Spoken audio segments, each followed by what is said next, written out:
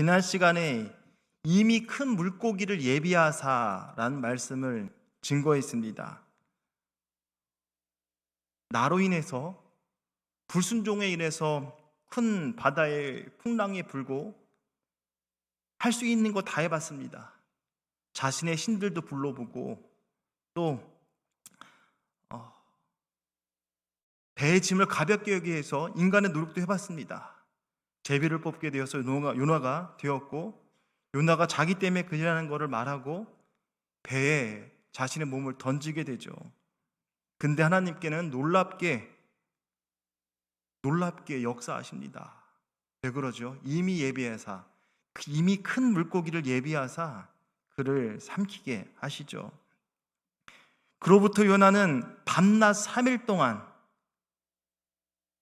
물고기 뱃속에서 있게 됩니다. 물고기 뱃속이란 참 힘든 상황일 것입니다. 어쨌든 요나는 풍랑 속에서 죽지 않고 살게 되었습니다. 이는 하나님의 기상천외한 방법으로 예비하시는 은혜였다라는 것입니다. 우리는 착각하는 것이 있습니다. 하나가 주님을 믿으면 너희가 그 은혜로 인하여서 구원을 받았나니 너희 선한 것 아니요 하나님의 선물로 우리가 의지적으로 주님께 반응하고 고백하면 주님은 그 아멘을 받으십니다. 또 하나 생각할 것이 있습니다. 의지하는가? 우린 주님을 믿습니다라고 고백하면서 얼만큼 주님 의지하십니까? 우리는 주님을 의지하기보다 어떻게 보면 보이는 형상과 우상으로 만족합니다. 물질이 될 수 있고요, 건강을 더욱더 챙기는 사람들도 있을 것입니다. 의지의 문제는 조금 다른 것 같아요. 근데 우리의 모습이 성화되어 갑니다. 10번 실수했으면 9번, 8번, 7번 줄여나가면서 불순물이 빠지면서 영화, 이제 욥의 고백처럼 귀로 듣는 신학이 아니라 눈으로 보는 신앙으로 바뀔 것입니다. 하나님께서 불러서 쓰시는 사명자들, 자신의 사명을 다하기까지 하나님은 결코 쉽게 죽게 하지 않습니다. 바울을 생각합니다. 먼저 사울이었죠. 주께서 이르시되 아나니아에게 사울의 눈을 뜨게 하라라고 말을 합니다. 그때 아나니아는 사울은 예수 믿는 자들 핍박하는 자인데 어떻게 그렇게 합니까? 위험하지 않습니까? 라고 쉽게 얘기했습니다. 근데 하나님께서 그에게 이런 사명이 있다는 것을 얘기하죠. 주께서 이르시되 가라, 아나니아에게 말합니다. 이 사람은 내 이름을 이방인과 임금들과 이스라엘 자손들에게 전하기 위하여 택한 나의 그릇이라. 그의 바울의 사명이 뭐냐면 이방인, 임금들, 이스라엘 자손들을 위해서 택한 나의 그릇이라는 것입니다. 이 사명 때문에 죽지 못하는 것입니다. 유라굴로 광풍을 만나게 됩니다. 그때 하나님의 사자가 바울에게 말하는 것이죠. 내가 속한 바 곧 내가 섬기는 하나님의 사자가 어젯밤에 내 곁에 서서 말하되, 지금 바울이 유라굴로 광풍 속에서, 소위 미친 바람이죠. 광풍이니까 알 수 없는 바람인데 그 바람 때문에 죽을 것 같은데 하나님의 사자가 곁에 서서 말합니다. 바울아, 두려워하지 말라. 내가 가이사 앞에 서야겠고 또 하나님께서 너와 함께 항해하시는 자들을 내게 주셨다 하였으니 너와 함께 있는다 죽지 않아. 왜 죽지 않을까요? 가이사 앞에 서야 되기 때문에 그러합니다. 우리는 영화나 드라마를 보면 항상 느끼는 게 있죠. 주인공은 안 죽어요. 그렇죠? 하나님이 사명을 다하기까지 그를 붙드신다는 사실을 기억하셔야 됩니다. 요나, 그가 비록 불순종해서 물에 빠지지만 하나님이 이미 큰 물고기를 예비하사 그를 삼키게 하셨죠. 그러나 큰 물고기 뱃속에 있는 요나, 그야말로 죽을 지경이었을 것입니다. 죽을 지경이었을 것입니다. 구약의 성경은 시제가 두 가지입니다. 완료태 아니면 미완료태. 쉽게 말해서 있다 없다. I am who I am. 모세가 하나님을 이스라엘 백성 바로에게 어떻게 말할까요? 얘기할 때 I am who I am. 나는 스스로 있는 자야. 있다라고만 얘기해요. 언제부터 있었다 말하지 않아요. 구약은 있다 없다라고만 얘기합니다. 근데 우리의 인간의 시선은 어떠합니까? 더 명확하죠. 격변화가 더 많은 체코어 같은 경우 육격이라고 하는데 헬라어도 과거, 현재, 미래가 있지 않습니까? 현재 가운데 과거는 알아요. 미래를 알 수 없어요. 우리 인간의 불안함이 무엇이냐면 체험이 없기 때문에 그것이 불안함을 느끼지 않습니까? 요나는 지금 내일을 모르는 거예요. 그러니까 하나님께서는 겹쳐보시지만 인간을 펼쳐보기 때문에 항상 두려움이 엄습해 오는 것이겠죠. 요나는 죽을 지경이었을 것입니다. 여러분, 대구라는 생선 아십니까? 아귀라는 생선 아십니까? 통째로 삼키더만요. 통째로 그 작은 물고기들. 제가 아귀의 생선을 인터넷에 찾아보니까 이게 왼쪽 사진이 아귀의 위라고 합니다. 아귀의 위에서 그를 위를 잘라내니까 그가 삼킨 물고기들이 다 있는 것이죠. 지난 시간에 바틀리에 대한 이야기를 했습니다. 그렇죠? 고래에서 15시간이나 바틀리의 모습이 몸 전체에 털이 빠져 있었고 살갗은 엄청나게 하얗고 괴기한 모습으로 위액 때문에 그러지 않았을까라고 생각은 됩니다. 고래의 내장은 따뜻했고 공기가 있었다라고 얘기하죠. 생각하게 됩니다. 요나, 그도 물고기 뱃속에 있습니다. 얼마나 힘들겠습니까? 냄새도 고약했을 것 같아요. 유해 때문에 죽을 수도 있고 반쯤 소화될 수도 있는데 요나는 하나님의 특별한 은총이 함께했기 때문에 온전한 모습이었다라고 생각하게 됩니다. 그러나 하나님께서 요나를 보아사 물고기 속에서 살게 하십니다. 그에겐 사명이 있습니다. 하나님께서 예수님을 이 땅에 보내셔서 십자가에 죽으셨지만 예수님이 하나님의 능력으로 사흘 만에 부활한 것처럼, 왜냐하면 사망이면 욕심이 잉태한 즉 죄를 낳고 죄가 장성하면 사망이 됩니다. 그러면 사단의 승리예요. 그러나 사망 권세를 이기셨습니다. 부활의 첫 열매가 되셨어요. 하나님이 살리셨어요. 성경은 분명 죽었다라고 했습니다. 근데 예수님이 살아나셨어요. 그때 징표가 뭐였죠? 성막과 지성소의 휘장이 위에서 아래로 찢어졌어요. 가죽입니다. 가죽은 쉽게 안 찢어져요. 아래서 찢어지면 인간이 했다라고 말을 붙일 수 있을 텐데 위에서 찢어졌어요. 하나님 앞에 인간이 나아갈 수 있는 길이 열린 거죠. 예수님이 부활하셨습니다. 하나님에게는 쉬운 일이라는 것입니다. 어쨌든 지금 요나의 상황은 그냥 비상사태가 된 것이죠. 비상사태. 고약한 냄새와 칠흑 같은 어두운 곳에서 어디가 어딘지 도분이 분간이 안 됩니다. 분명 배에서 떨어졌는데 물에 빠진 것 같은데 어느 순간에 물고기 뱃속에 들어와 있습니다. 진짜 산전수전, 공중전, 우주전, 지하전을 겪고 있는 느낌일 것 같습니다. 우리는 이런 모습이 더 마음이 가는 것 같아요.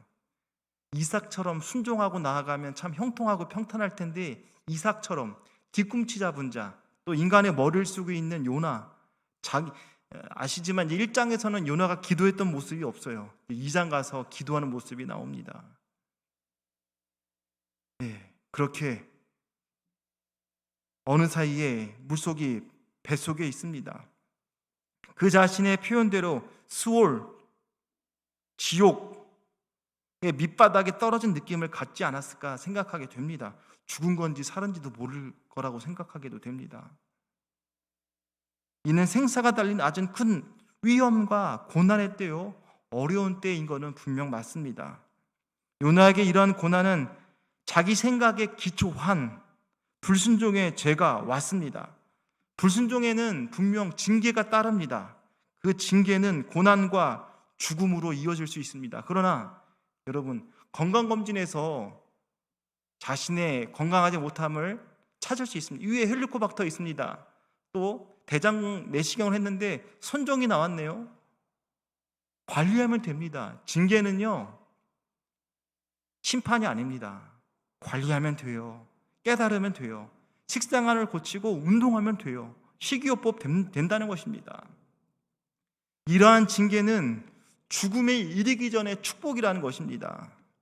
신명기 8장 5절에 이렇게 말합니다. 6절에 너는 사람이 그 아들을 징계함 같이, 학교 선생님도 시험 잘 봤는데 또 때립니다. 부모님도 자녀가 악한 길에 빠지지 않도록, 악한 고집이 생기지 않도록 엄마 역할, 아빠 역할을 하겠죠. 사람이 그 아들을 징계함 같이 하나님 여호와께서 너를 징계하시는 줄 마음에 생각하고, 징계는 당연한 거라고 생각하라고 말하는 것입니다. 내 하나님 여호와의 명령을 지켜 그 길을 따라가며 그를 경외하라 라고 말씀합니다. 징계는 받는 거야. 그렇기 때문에 하나님 말씀 지켜. 하나님 말씀 지켜. 그 길을 따라가며 그만 경외해라고 말씀하고 있습니다. 하나님께서 돌이키게 하시는 사랑의 메시지가 고난 속에 있기 때문에 그러합니다.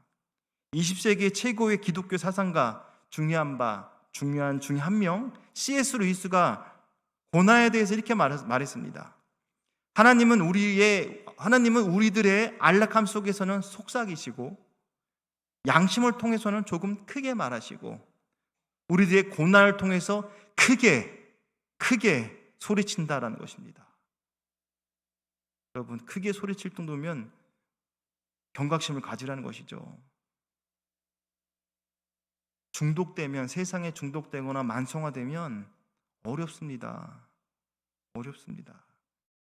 이는 상황에 따라 하나님의 음성이 달리 들리는 것이 아닙니다. 하나님은 한결같이 우리를 만나길 원하세요. 한 사람도 지옥 백성 되길 원치 않아요. 우리와 똑같이 말씀하시는 분입니다. 그런데 소리가 다르게 들리는 이유가 무엇일까? 우리 인간을 생각하셔야 됩니다. 예레미야 22장 21절에 내가 평안할 때 하나님이 말했습니다. 내게 말하였으나 내 말이 나는 듣지 아니하리라 하였나니 내가 어려서부터 내 목소리를 청종하지 아니함이 내 습관이라. 이겁니다. 인간은 하나님 음성을 듣지 않으려고 해요. 항상 고난 다음에 왜 평안이 오는지 생각하셔야 됩니다. 하나님 평안할 때 말했어요. 이삭을 보세요. 성경의 분량이 제일 적은 분량인 것 같아요. 이삭은 순종만 합니다. 우물 뺏으러 오면은 아버지 때문에 징표도 있는데 줘버립니다. 또 쳐들어오면 또 줘버립니다. 3번 뺏기면서 르호봇, 하나님이 넓은 곳을 허락하십니다.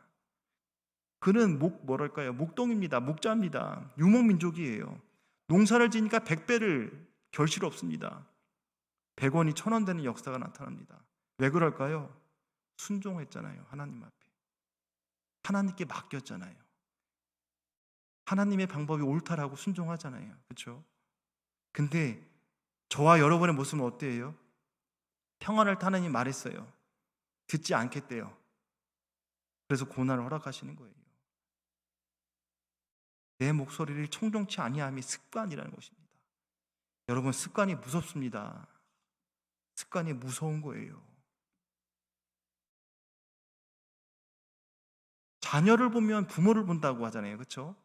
또 결혼할 때 여자를 보려면 그 집안의 어머니를 보라고 한 말처럼 우리는 습관이 굉장히 몸에 배어 있다는 것을 생각하셔야 됩니다.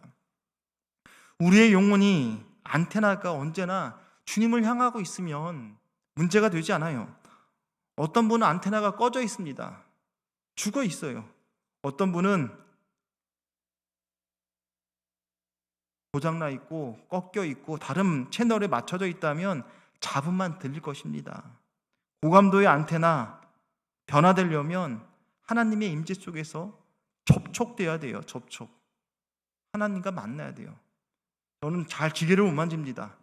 그러나 모든 제품은 제일 먼저 껐다 켜는 게 가장 좋아요. 그리고 전기에 꽂혀 있나 안 꽂혀 있나를 보셔야 됩니다. 그렇지 않은 경우도 많거든요. 접촉이 될 때 역사가 일어납니다. 전기가 스파크가 일어나겠죠. 그래서 깨어있다라는 것, 가장 감도가 좋은 안테나로 변화된 것이죠.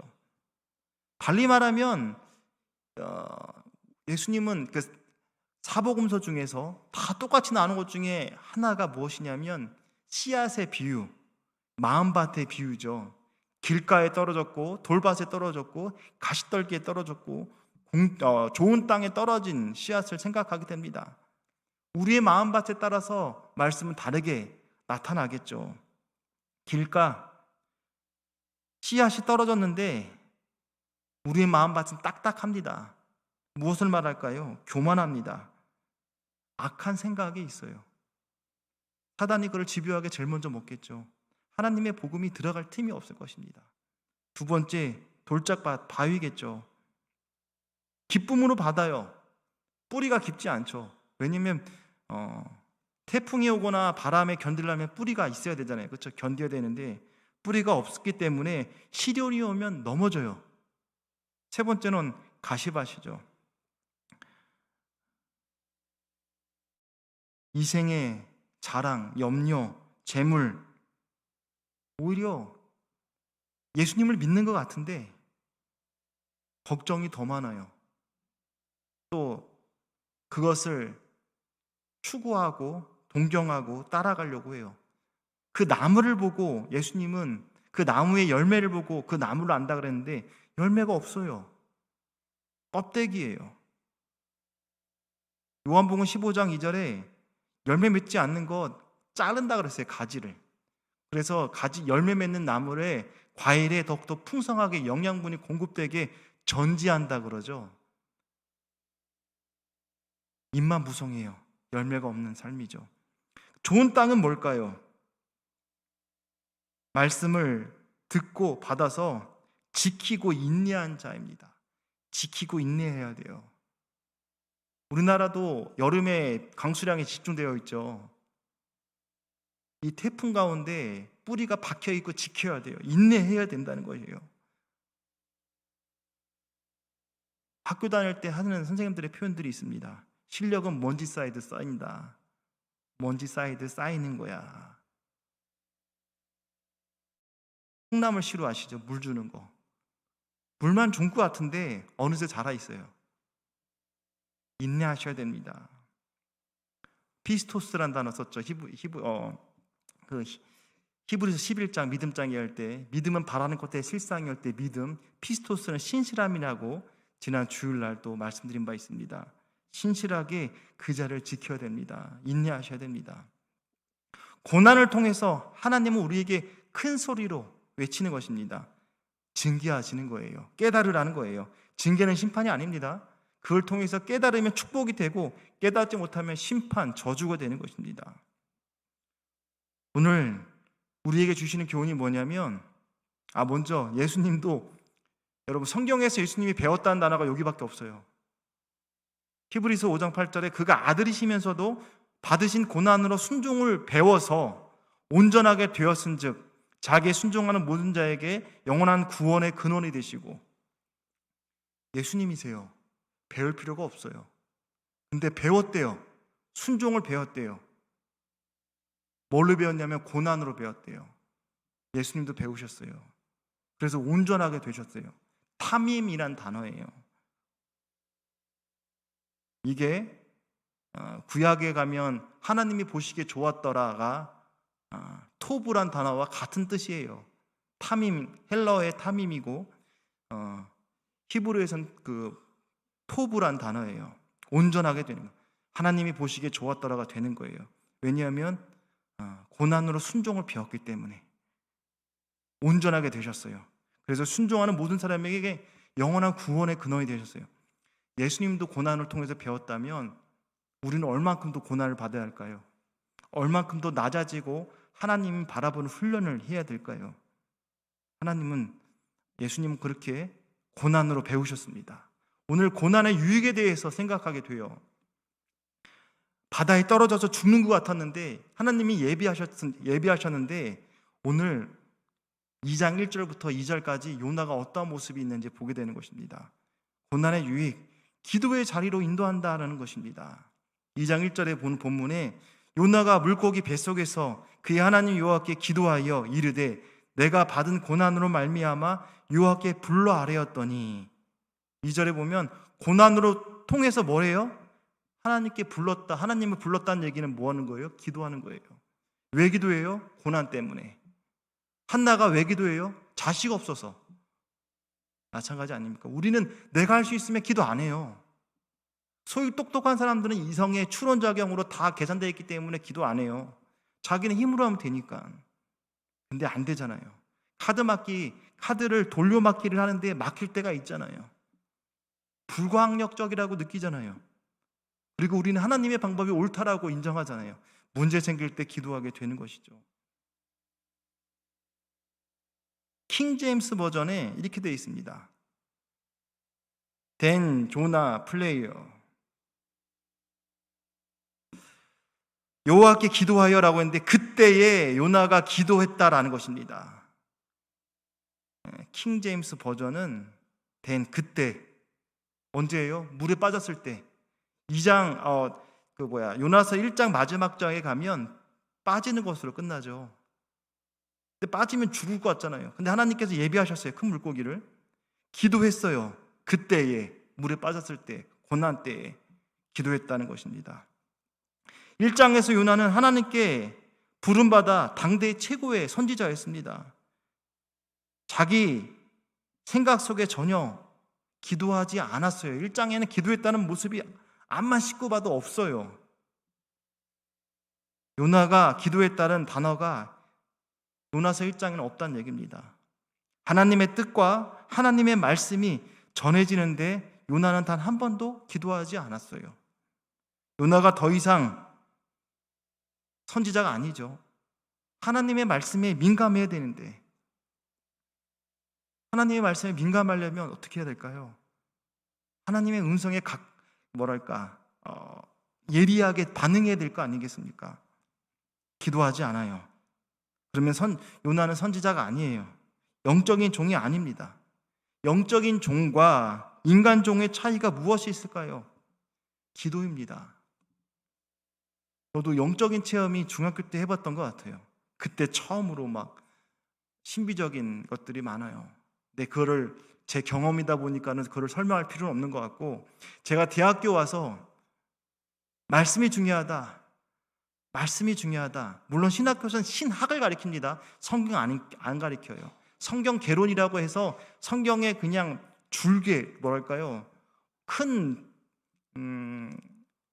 그게 줄거리만 이야기한다고 할까요? 풍성하게 하지는 못해요. 근데 저는 알았어요. 성경을 통해서 제가 학부 4학년 때 실천신학 교수님께 물었어요. 교수님, 학교에서 배우는 신학을 가지고 교회에서 설교 못해요. 어떻게 합니까? 라는 것을 질문한 바 있습니다. 바울이 기록한 로마서를 하나를 집중해서 100번 읽고 100번 쓰고 100번 세미나 참석하고 100번씩 해봐. 그럼 내 거가 될 거야. 그러면 그걸 통해서 하나씩 늘려가는 거야. 바울이 썼던 서신들을 하나씩 늘려갈 수 있고, 복음서를 하나만 집중해봐. 그거로 계속 갈고 닦으라는 얘기죠. 근데 저는 영적인 체험이 분명 있었어요. 근데 제가 되돌아보니까 학부 4학년 졸업하고 사회생활 했거든요. 1년. 또 대학원 왔을 때에도 근데 그때부터는 뒤돌아보지 않았어요. 그때 하나님만 바라봤어요. 왜 이 얘기를 하냐면, 신학교 다닐 때는 이성적인 작용을 많이 합니다. 머리는 냉철해야 돼. 가슴은 뜨거워야 돼. 근데 가슴은 차가워 있어요. 왜 그래요? 기도하지 않았거든요. 형식적인 기도는 하죠. 성경학교 때의 준비를 위해서 늘 기도하고 모였죠. 교육전도사 때 했죠. 근데 늘 머릿속에는 계산되어 있는 것들이 많았던 것 같아요. 생각해보면 기도를 많이 안 했다는 얘기입니다. 제가 오히려 이제 목회 일선상에서 생각하게 되고, 감독님 혹은 담임자들 생각할 때 목회는 무릎이라는 것을 많이 느끼게 되는 바가 여기입니다. 영적인 지도자와 인간적인 지도자의 차이는 기도인 것 같아요. 기도하는 자, 영적인 종이요, 하나님을 아는 자요, 하나님을 경험한 자요, 또 믿음이 있는 자라는 것입니다. 믿음은 기도로 표현되기 때문에 그러합니다. 믿음이 없고 인간적인 자아가 강할수록 기도하지 않을 것입니다. 자기가 중요한 것이죠. 자기 생각과 욕심에 살아가는 사람입니다. 이렇게 기도하며 살아가는 자와 기도하지 않고 자기 생각 속에 살아가는 자, 언뜻 보면 차이가 없어 보여요. 근데 항상 위기 때 진가가 드러나는 것입니다. 위기 때 평안한 사람이 있어요. 위기 때 절망하는 사람이 있어요. 하나님께서 이처럼 자기 생각 속에 기도하지 않는 자, 교만하고 인본적인 자를 위해서 예배하는 게 무엇일까요? 물고기 뱃속 고난을 허락하시는 거예요. 깨지라는 거예요. 여러분, 산에 있는 바위는 크죠. 뾰족뾰족하고. 근데 바다, 특히 서해안에 있는 하구에 있는 그 강의 하구에 있는 그 진흙, 보령의 머드팩 보셨습니까? 얇아요. 피부에도 바르고 화장품도 쓰죠. 하나님께서 우리를 이렇게 모래보다 더 곱게 만드시길 원해요. 그럼 어떻게 해야 돼요? 깨져야 돼요. 깨지려면 어떻게 해야 돼요? 고난 받아야죠. 교만하기 때문에 내비두는 것입니다. 인간이 존귀하지만 깨닫지 못하면 멸망하는 짐승과 같다라고 표현한 것과 같습니다. 바로 물고기 뱃속에 들어가게 하십니다. 그래서 기도의 자리에 나아가게 한다는 것이죠. 요나가 그때서 기도합니다. 내가 받은 고난으로 말미암아 여호와께 불러 아뢰었더니 비로소 기도하기 시작합니다. 고난의 때 고난으로 말미암아 비로소 여호와를 찾게 됩니다. 하나님께 나와 부르짖어 기도합니다. 성도님들 생각하셔야 됩니다. 하나님 앞에 잘 나오지 않고 또 나와도 부르짖지 않는, 기도하지 않는 이유가 무엇인가 생각하셔야 됩니다. 누누이 이야기하는 부분 이겁니다. 여러분 언제 눈물 흘리며 기도하셨습니까? 간이 저리도록 얼마나 최근에 그런 일이 언제였습니까? 너무 우리는 익숙해 있어요. 우리는 신앙 연수가 깊어지면 성숙해야 되는데 너무나 익숙해 있어요. 이것이 위험할 수 있습니다. 신앙의 연수가 오래되면 공로의식이 있습니다. 공로의식. 대접받고 싶어 한다는 얘기입니다. 아직 물고기 뱃속이 아니라고 생각하기 때문에 그러하겠죠. 그런데 정말 아직까지 살만하다라고 말하는 자일 것입니다. 누가복음 15장의 탕자의 비유 속에서 탕자가 돼지 열매가 있는 모습을 생각하게 됩니다. 그거 있으니까 아버지 집 생각 안 하는 거예요. 자기는 닭이 아니라 학인데 닭처럼 생활하고 있는 것입니다. 이는 성도에 다운 모습도 아니고 요나 선지자다운 모습도 아닙니다. 선지자는 먼저 물고기 뱃속에 들어가기 전에 하나님 앞에 기도해야 될 사람인 것입니다. 그런데 이런저런 자기 생각에 또 게으른 모습 속에서 기도하지 않기 때문에 물고기 뱃속이라는 절망적인 상황으로 하나님 인도하십니다. 여러분, 말씀이란 단어가 다바르란 뜻도 있고 그 다바르인데 그게 밈다바르, 광야는 밈입니다. 밈. 광야란 뜻이에요. 광야가 하나님을 만나는 장소인데 아무것도 없어요. 하나님만 바라봐야 살 수 있는 것이에요. 그걸 생각하게 됩니다. 이런 의미에서 고난은 영적의 큰 축복이라는 거예요. 고난이 축복이라는 거예요. 고난 당하기 전에는 내가 그릇 행하였습니다. 똥인지 된장인지 몰랐어요. 고난 당하니까 이제는 주의 말씀을 지키나이다. 천재와 바보는 딴 거 아닙니다. 반복이에요. 똑똑한 사람은 한 번이면 알아듣고 미련한 사람은 100번 해야 알아듣는 거예요. 쉽게 얘기해서. 고난 당하기 전에는 몰랐어요. 실수해도 또 그렇게 넘어졌어요. 근데 이제는 주의 말씀 지키는 거예요.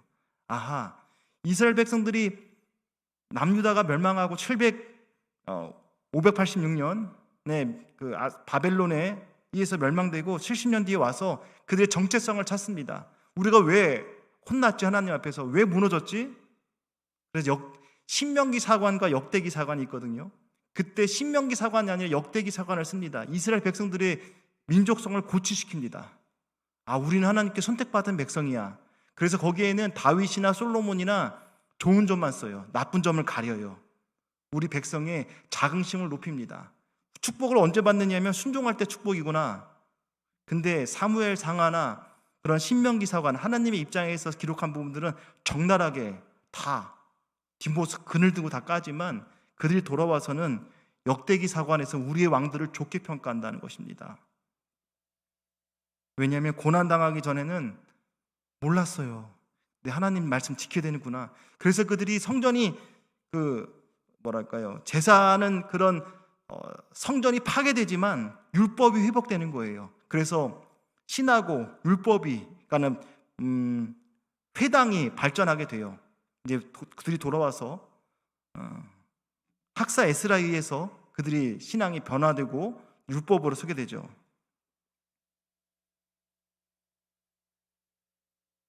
고난은 우리에게 기도의 자리로 인도한다는 것입니다. 우리가 기도하는 것, 중언기도, 중언부언하는 거 아니에요. 하늘의 말씀이, 하늘의 뜻이 하늘에서 이루어진 것처럼 땅에서 이루어지도록 우리는 기도하는 것이죠. 이렇게 고난은 우리로 하여금 하나님의 음성과 임재를 체험할 수 있는 축복의 통로가 됩니다. 고난이란 단어가 요니, 짜르라는 단어가 있는데 위협하는, 문제가 있는, 낮아진, 징벌받음, 다친, 겸손한, 약해진, 풀이 죽은, 말 그대로 아픔을 겪었기 때문에 낮아질 수밖에 없고 위협을 당할 수밖에 없고 이런 모습이라는 거겠죠. 하나님은 그 교만을 강제적으로 해서라도 하나님께 나아와 기도하길 원하는 거예요. 하나님의 백성은 들으라는 거예요. 예수님도 이렇게 말한 바 있죠. 양은 목자의 음성 알아. 목자도 양의 음성 알아. 그러면 듣지 않으면 어떻게 되는 거예요? 심판받기로 작정된 거예요. 표범이 자기 털을 거무게 할 수는 없어요. 정해진 거죠. 그건 심판받기로 정해져 있는 거예요. 그러나 우리는 알 수 없기 때문에 기도하는 것입니다. 하나님 그 사람 구해달라고. 5만 번 기도 응답받은 조지 밀러, 50년 동안 기도해서 친구가 구원받는 역사가 일어납니다. 그 친구가 나를 위해 기도했다라는 것을 그 친구의 조지 밀러의 장례식장에서 그 친구가 깨닫게 되고 회심하게 돼요. 하나님의 뜻은 몰라요. 하나님의 음성을 들으면 복이 되고 은혜가 되는데 이 고난을 통해서 못 깨달으면 큰일 나는 것입니다.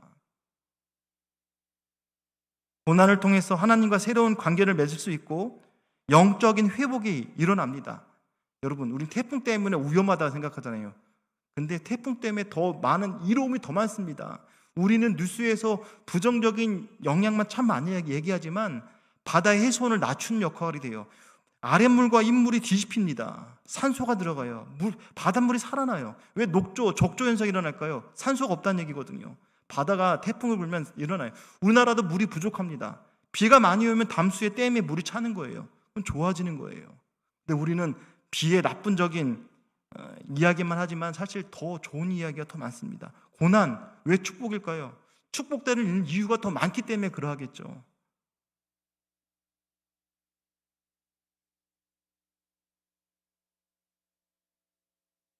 우리의 고백이 이러했으면 좋겠어요.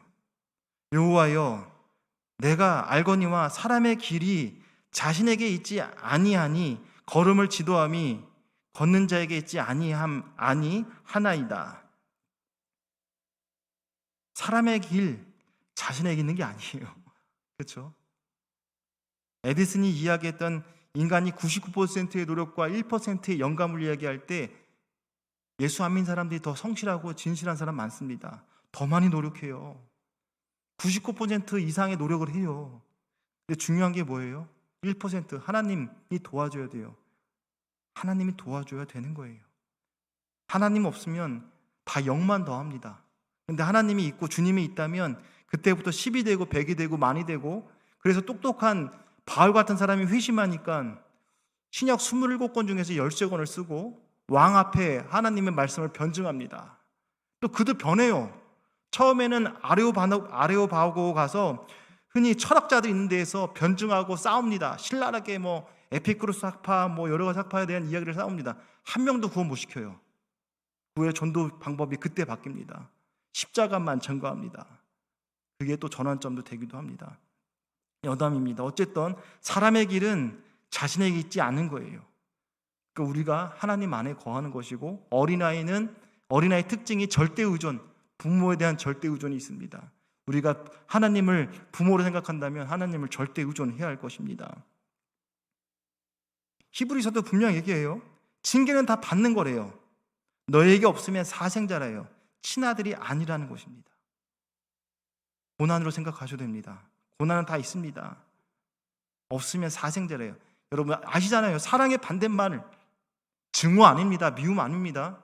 그거에 대한 애정이 있기 때문에 증오하고 미움이 있는 거예요. 사랑의 반대말은 무관심이에요. 사생자예요. 사생자. 친아들이 아니기 때문에 내버려 두는 것입니다.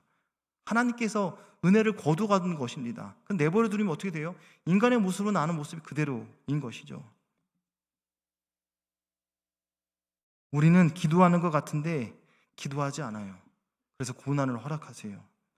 우리는 알죠. 끈질긴 기도, 낭만치 않는 기도, 강청의 기도, 묵상의 기도, 관상의 기도, 이름만 많지만 실제 기도하지 않으면 아무 소용 없습니다. 아무 소용 없어요. 더 중요한 일이 있습니다. 요나가 물고기 속에 들어가기 전에 기도했어야 돼요. 오늘 알아야 됩니다. 꼭 물고기 뱃속에서 들어가서 기도할 게 무엇이냐, 고난받기 전에 기도할 일이 무엇이냐, 더럽고 냄새나고 지옥 같은 상황에서 경험할 게 무엇이겠습니까? 지혜로운 자는 말씀만 들어도 회개하게 되고 돌이키는 자입니다. 또 지혜로운 자는 말씀만 들어도 기도의 자리를 잃지 않는 것입니다.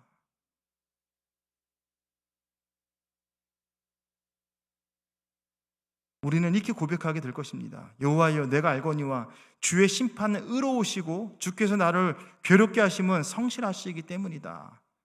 나를 위한 거예요. 나를 위한. 하나님의 본심은 우리를 혼내고 괴롭히는 게 아니에요. 하나님은 심판을 의로우신 거예요.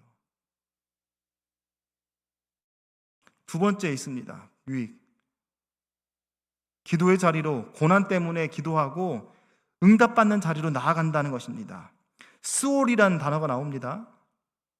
2절 하반절에 지옥, 무덤, 구덩이, 죽음의 상태를 이야기해요. 죽음의 구덩이를 생각하면 됩니다. 그런데 중요한 것이 무엇일까요? 죽음의 구덩이 같은 곳에 신실하게 기도하고 있어요. 부르짖고 있어요. 그 기도를 하나님이 들으세요. 지옥 같은 곳인데 나는 실패했고 이제 사람들이 버림받은 것 같은데 신실하게 기도하고 기도의 끈을 놓지 않았고 하나님이 응답하세요. 수월과 같은 상황일지라도 하나님이 통치하고 계십니다. 우리는 어떠합니까? 우리는 수월까지 안 가더라도 조그만 상황이 오면 어떡합니까? 어려운 상황이 오면 낙심하고 절망하고 기도하지 않습니다. 신종론이 흔들립니다. 하나님 나 사랑하지 않는 것 같아. 하나님이 힘이 없나? 별의별 생각 다 합니다. 교회 나가도 뭐 도움되는 거 없더만. 제가 지난번에 첫 번째 부목사 사역 나갔을 때 교회에 처음 나오신 분들 교회 안 나오는 거예요. 찾아가 봤더니 교회 간 날 지갑 잊어버렸고 또 예배 끝나고 내려오다가 이빨까지 깨졌다는 거예요. 절에 다니다가 교회 나와서 이상한 일 있는 것 같다고 교회를 안 나옵니다. 상황이 어려우면 낙심하고 절망하고 안 나와요. 기도해도 소용없다라고 기도의 무용록 내지는 기도에 관한 부정적인 생각으로 시달린다는 것입니다. 그러나 그렇지 않다는 것입니다. 어려울 때 기도의 자유로 나오는 것과 더불어 기도의 확신을 가지고 기도하셔야 됩니다. 요나는 물고기 뱃속에서 기도했을 뿐인데 이렇게 고백합니다. 이르되 내가 받은 고난으로 말미암아 여호와께 불러 아뢰었더니 주께서 내게 대답하셨고 내가 스올의 뱃속에서 부르짖었더니 주께서 내 음성을 들으셨나이다. 내게 대답하셨고 내 음성을 들으셨다라고 말합니다. 여러분들 이게 중요한 것이 있습니다. 요나가 지금 기도할 때는 하나님의 응답이 없을 때예요. 응답이 10절에 있어요. 여호와께서 그 물고기에게 말씀하심에 요나를 육지에 토했다. 근데 지금 2절의 말씀이에요. 그렇죠? 10절이에요 지금. 하나님께서 요나의 기도를 들으시고 물고기에게 말씀하셔서 요나를 토하겠다라는 얘기죠. 요나가 기도할 때 내게 하나님이 대답하시고 내 음성을 들으셨다, 빨간 줄이죠. 과거형 동사로 쓰고 있습니다. 대답하셨다 전에 들으셨다라고 말하고 있습니다. 이미 요나는 하나님의 응답에 대한 확신을 가지고 기도하고 있다는 것입니다. 여러분, 그 예수님 혹은 하나님의 살아계심을 증인이 혹은 전도할 때 어렵죠. 근데 우리 자신이라고 제가 늘 강조하는 바입니다. 우리라는 거예요. 나 자신이 예수님 살아계심을 증거하는 거라고. 내 모습 보라고. 내가 어떤 사람인지 알지 않냐고. 근데 예수 믿으니까 변했다고. 우리가 살아가는 것이 하나님의 은혜입니다. 여러분이 남편 아내 지킬 수 있습니까? 자녀 지킬 수 있어요? 재산 혹은 여러 가지의 일들을 지킬 수 있습니까? 못 지켜요. 하나님의 은혜 아닙니까?